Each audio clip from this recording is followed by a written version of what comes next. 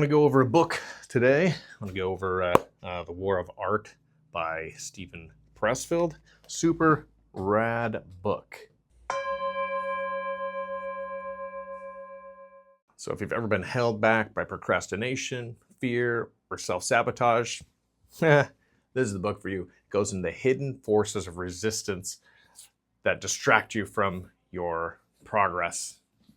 Learn how to shift from an amateur mindset to a professional mindset.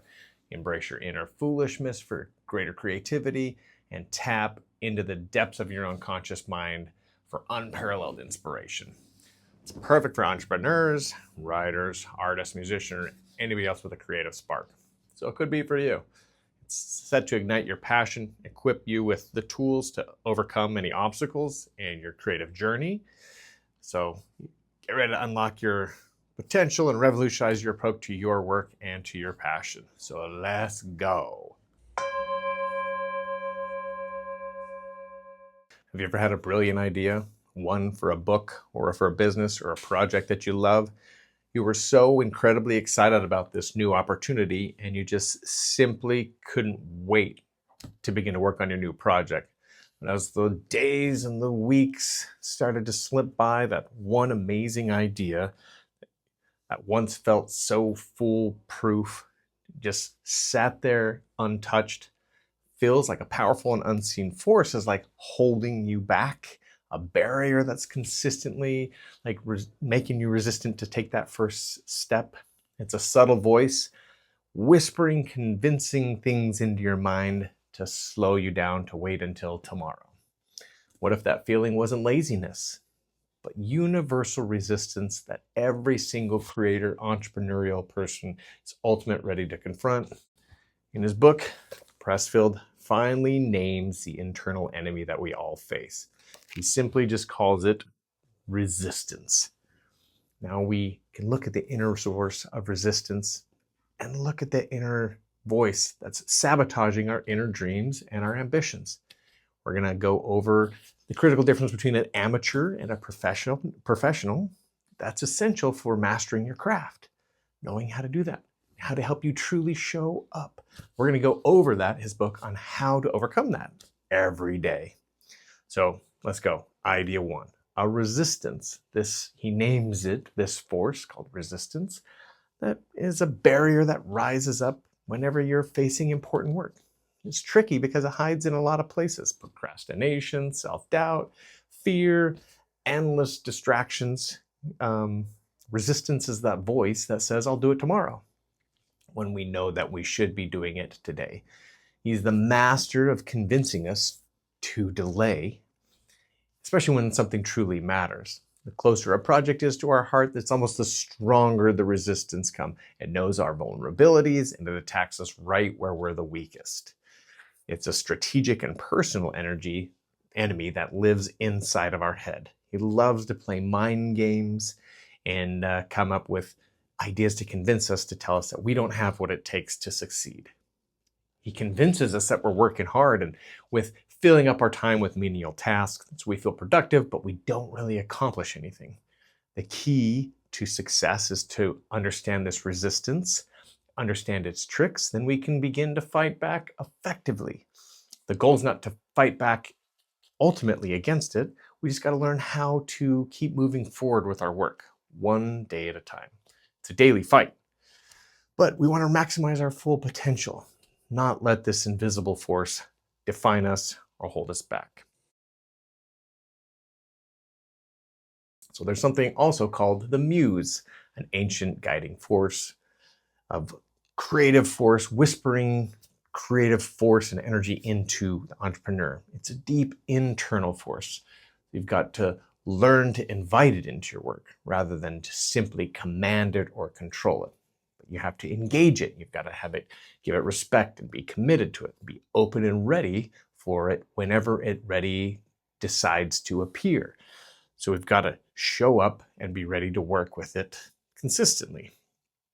It's not about waiting for that magical moment, but about actually doing the necessary work. The unpredictable muse often strikes when we don't expect it, but sometimes it feels kind of absent no matter how hard you're looking for it. The unpredictability is It's frustrating, but it is actually really part of the process. That's what makes creating like super exciting and ultimately rewarding. So, this personal connection is what gives creative work its wonderful and unique personalities. So, you got to nurture your relationship with the muse, but you got to be open to it and trust the process. So, you got to learn to handle with it.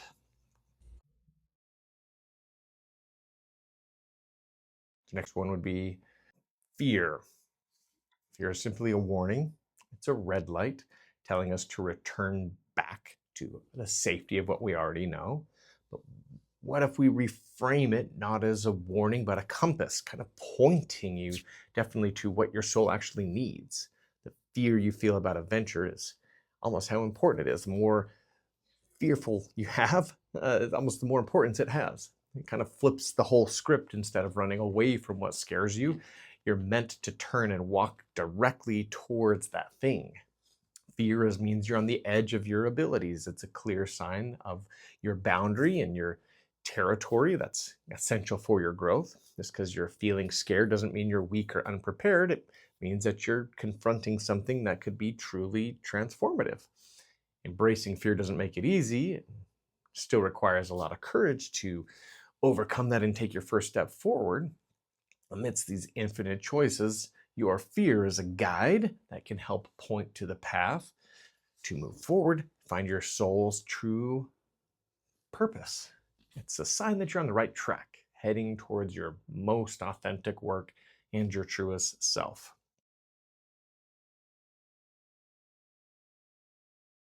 So then we go into rationalization. It's finding excuses to not do your work. You'll find any reason to not do your work. The trick is, these excuses often sound reasonable. You convince yourself, like, I need to do new research, I need new equipment, it becomes this form of self-sabotage. The more you rationalize it, you're just standing in your own way. It's a habit, a powerful habit that's hard to break. You essentially talk yourself out of doing the things that you truly want to accomplish. Rationalization is definitely linked to fear or even pressure that comes with success. Fear can build these barriers that make you resistant or hesitant to start, but you're waiting. Overcoming this needs you to be honest about creating your delays. This is a defense mechanism to help you overcome your fears and your past doubts. To break the cycle of excuses, you've got to build momentum by pushing through when it feels uncomfortable.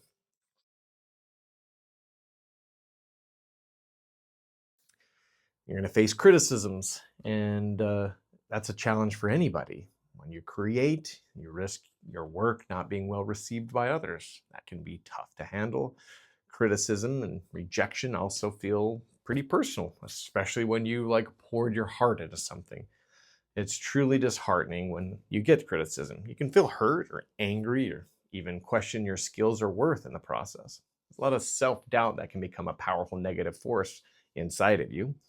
But rejection is inevitable part of the creative process. No matter how good your work is, some people aren't going to like that. That's normal. You just got to not let that affect you. Got to learn to differentiate between constructive feedback and then just straight negativity. Lots of people are negative. But it can provide crucial feedback on how you can improve your true art. There can be helpful guidance in that work. Rejection is less about quality and more about fit. Publisher might pass on your work because it's not working for at that moment, but ultimately it's about resilience. It's about developing a thick skin, learning how not to take every single comment negatively to your heart. Remember why you started it. It helps you stay focused and motivated regardless of the external responses that you're receiving. And there's also the ego and the self. The ego is always concerned about our image. It seeks constant proof from others, and it's terrified of criticism of others. It can be paralyzing can even prevent you from starting to create in the first place. The ego makes you start to please others, not from your heart. It stifles your authenticity. So the self is your true essence, your authentic creative voice. It's unconcerned with the external or conformed opinions of others. When you create from the place of authenticity, you produce ideas and work that is unique and true to you. This is sacred ground. This is where real creativity flourishes. The primary challenge is to balance the ego and the self. You got to be aware of the ego without letting it dictate your choices. Manage this by focus on the process, not the outcome. Simply enjoy the act of creating without worrying about how it's going to be received. Develop the self-awareness that when your ego is taking over, the consciousness helps you steer back toward creating an authentic place. It allows you to create more freely. It's a silence that happens. You get that satisfaction in your creative work. So I hope this inspires you to go and get a copy of Steven Pressfield's book to help challenge your inner resistance, to make you more productive, to allow you to consort with your muse and be able to find ways to overcome the obstacles that are keeping you from doing the thing in your life that is the most productive, is being a creator. We are here to create. This can help you be a better, more prolific creator when you read and understand these concepts. Have a good one.